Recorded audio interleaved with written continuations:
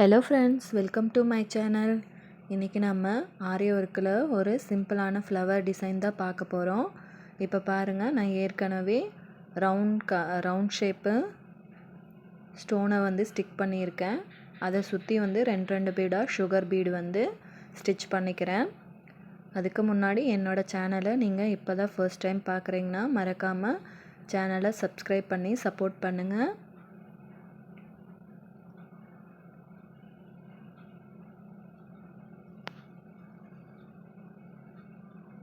இப்போ பாருங்கள், இதே மாதிரி ஃபுல்லாக ரெண்டு பீடாக ஸ்டிச் பண்ணிவிட்டு நாட் பண்ணி முடிச்சுக்கலாம்.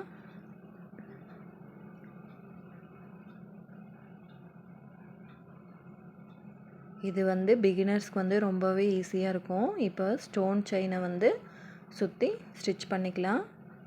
இப்போ பாருங்கள், நான் ஃபர்ஸ்ட்டு ஸ்டோனை மட்டும் க்ளூ வச்சு ஸ்டிக் பண்ணிவிட்டு அதுக்கப்புறம் தான் ஸ்டிச் பண்ணுறேன். நீங்கள் சர்க்கிள்ஸ் ஷேப்பில் வந்து இந்த மாதிரி ஃபர்ஸ்ட்டு ஸ்டோனை வந்து ஸ்டிச் பண்ணிவிட்டு அப்புறமா நீங்கள் கண்டினியூவாக த்ரெட்டில் வந்து ஸ்டிச் பண்ணிங்கன்னா உங்களுக்கு வந்து அந்த ஷேப் மாறாமல் கரெக்டாக வரும். பாருங்கள், நான் ஃபர்ஸ்ட்டு ஸ்டோனை மட்டும் க்ளூ வச்சு அப்ளை பண்ணிவிட்டு அப்புறமா எப்பயும் நம்ம செயின் ஸ்டோனை வந்து ஸ்டிச் பண்ணுற மாதிரி ஸ்டிச் பண்ணிக்கிறேன். இந்த மாதிரி வந்து நம்ம ஸ்ட்ரெயிட் லைனுக்கு வந்து க்ளூ வச்சு அப்ளை பண்ணிவிட்டு அதுக்கப்புறம் ஸ்டிச் பண்ண மாட்டோம். ஆனால் நீங்கள் வந்து circle shape stone chain use பண்ணும்போது இந்த மாதிரி ஸ்டிச் பண்ணி பாருங்கள், ஃபினிஷிங் எப்படி வருதுன்னு. ஸ்டிச் பண்ணுற மெத்தட் வந்து உங்களுக்கு புரியும்னு நினைக்கிறேன். ஒரு வேளை புரியலன்னா கமெண்டில் கமெண்ட் பண்ணுங்கள். நான் வந்து டீட்டெயிலாக ஒரு வீடியோ வந்து அப்லோட் பண்ணுறேன். இதுவே கரெக்டாக புரியும்னு நினைக்கிறேன். நம்ம இடையில ஸ்டிச் பண்ணிவிட்டு வெளியே இழுத்து அடுத்த செயினுக்கு நேராக எடுக்கணும். இப்போ பாருங்கள், அந்த ஷேப்புக்கு தகுந்த மாதிரி அந்த ஸ்டோன் செயினை வந்து எடுத்து விட்டுட்டு நீங்கள் கண்டினியூவாக ஸ்டிச் பண்ணிங்கன்னா உங்களுக்கு ஈஸியாக இருக்கும். ஒருவேளை உங்களுக்கு உட்டன் நீடலில் இந்த மாதிரி ஸ்டிச் பண்ண வரலன்னா நீங்கள் அயர்ன் நீடலை யூஸ் பண்ணிக்கோங்க. ஏன்னா பிகினர்ஸ்க்கு வந்து எடுத்த உடனே உட்டன் நீடல் வந்து வராது, ப்ராக்டிஸ் பண்ணி தான் வரும். இப்போ பாருங்கள், கரெக்டாக வச்சு பார்த்துட்டு ஸ்டோன் செயினை வந்து கட் பண்ணிவிட்டு நான் லாஸ்ட்டாக இருக்கிற ஸ்டோனையும் வந்து ஸ்டிக் பண்ணிவிட்டு அதுக்கப்புறம் வந்து ஸ்டிச் பண்ணிக்கிறேன். நீங்கள் இந்த மாதிரி ஸ்டிச் பண்ணிங்கன்னா அந்த ஷேப் வந்து நமக்கு கரெக்டாக வரும். நீங்கள் ஒரு தடவை யூஸ் பண்ணி பார்த்தீங்கன்னா உங்களுக்கு அது ஏன் சொல்கிறேன்னு கரெக்டாக புரியும்.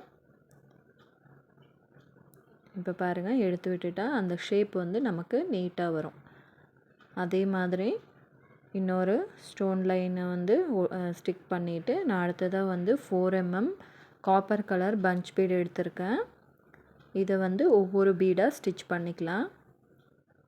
நீங்கள் இந்த டிசைன் வந்து ஸ்லீவுக்கு வந்து சென்டர் பண்ணி போட்டிங்கன்னா வேறு எந்த டிசைனுமே தேவையில்லை, இதுவே கிராண்ட் லுக்காக இருக்கும்.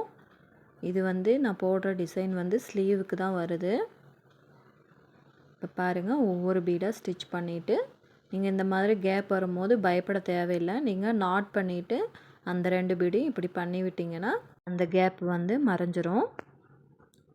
இப்போ பாருங்கள், அதே மாதிரி sugar bead, stone chain, sugar bead, stone chain, sugar bead 2 layer வந்து கொடுத்துட்டு அடுத்ததாக வந்து நான் வந்து ஒரு அரும்பு டிசைன் மாதிரி போட்டுக்கிறேன். 2 சுகர் பீட் 4 சுகர் பீடு வச்சுட்டு 3 mm காப்பர் கலர் பீடை வந்து பீட் லாக் மெத்தடை யூஸ் பண்ணி லாக் பண்ணிக்கிறேன். இப்போ அடுத்ததாக வந்து 4 mm பீடு 4 mm பீடை தனியாக ஸ்டிச் பண்ணிவிட்டு அப்புறம் ஒரு சுகர் பீடை வச்சு எண்டு நாட் பண்ணிக்கிறேன். நீங்கள் நல்லா கவனிச்சிங்கன்னா தெரியும், நான் வந்து பெரிய பீடு மேலே வச்சு லாக் பண்ணுறேன். சுகர் பீடு வர்ற இடத்துல வந்து நான் வந்து நாட் பண்ணி தான் முடிக்கிறேன்.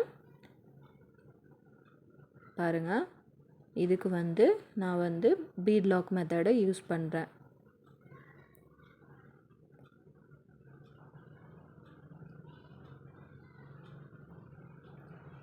பாருங்கள், 4 mm பீட் ஸ்டிச் பண்ணிவிட்டு ஒரு சுகர் பீட் ஸ்டிச் பண்ணிவிட்டு எண்டு நாட் பண்ணி முடிச்சுக்கிறேன். நீங்கள் இந்த மாதிரி பண்ணிங்கன்னா தான் கரெக்டாக இருக்கும். நீங்கள் பீட் லாக் மெத்தடை வந்து சுகர் பீடு மேலே யூஸ் பண்ணக்கூடாது. ஏன்னா வந்து அது சின்ன பீடு, நீங்கள் போடுற லாக் வந்து லூஸ் ஆகி வெளியே வர்றதுக்கான சான்ஸ் இருக்குது.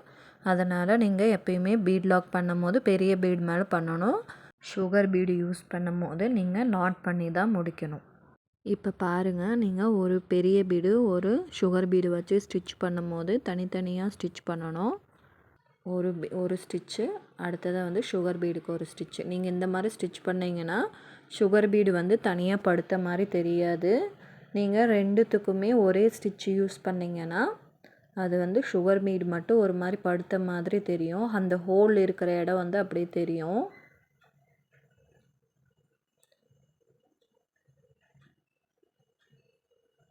பாருங்கள், அதே மாதிரி ஃபுல்லாக ஸ்டிச் பண்ணிக்கலாம்.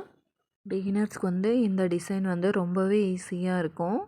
இதே ஃப்ளவர் டிசைனை வந்து நீங்கள் ஸ்லீவுக்கும் பேக் நெக்குக்கும் யூஸ் பண்ணி நீங்கள் வந்து ப்ளவுஸே ஸ்டிச் பண்ணலாம்.